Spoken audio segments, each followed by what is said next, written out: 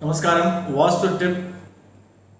இன்றைக்கி மெட்ரோபாலிட்டன் சிட்டியில் ஒரு கார்ப்பரேஷனில் கேட்டட் கம்யூனிட்டிகளை நீங்கள் ஒரு பிளாட் வாங்குறீங்க அப்படின்னு நீங்கள் போகிறீங்கன்னும் போது நிச்சயமாக அதுவும் ஒரு டி ஜங்ஷனில் இருக்கக்கூடிய பிளாட்டில் ஸ்ப்ளே அப்படின்ற ஒரு விஷயம் வந்து ஒரு இன்னெவிட்டபிள், ஒரு அன்அவாய்டபிள் ஒரு விஷயமாக அமைஞ்சிடும். இந்த ஸ்ப்ளே இல்லாமல் யாருக்கும் வந்து அப்ரூவல், அதாவது அது சிஎம்டிஐ அப்ரூவலாக இருக்கலாம், இல்லை ஒரு டவுன் பஞ்சாயத்து அப்ரூவலாக இருக்கலாம், அந்த விஷயம் கொடுக்கறதில்ல.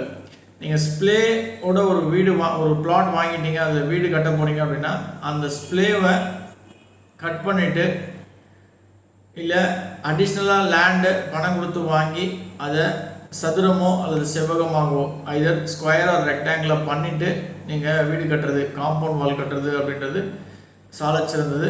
அந்த விஷயம் பண்ணாமல் தயவு செய்து வீடு கட்டாதீங்க. இல்லை அப்படின்னா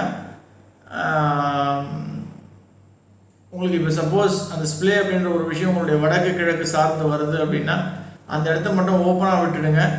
கேட்டே போடாத, காம்பவுண்ட் கட்டாமல் கேட் போடாமல் விட்டுடுங்க.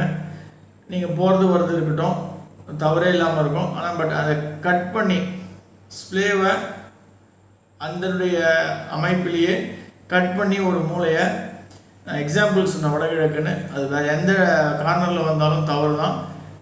ஸ்ப்ளேவை ஈக்குவலைஸ் பண்ணாமல் தயவுசெய்து வீடு கட்டி காம்பவுண்ட் கட்டி அது குடிபெயர்து அப்படின்றது தவறான ஒரு விஷயம்.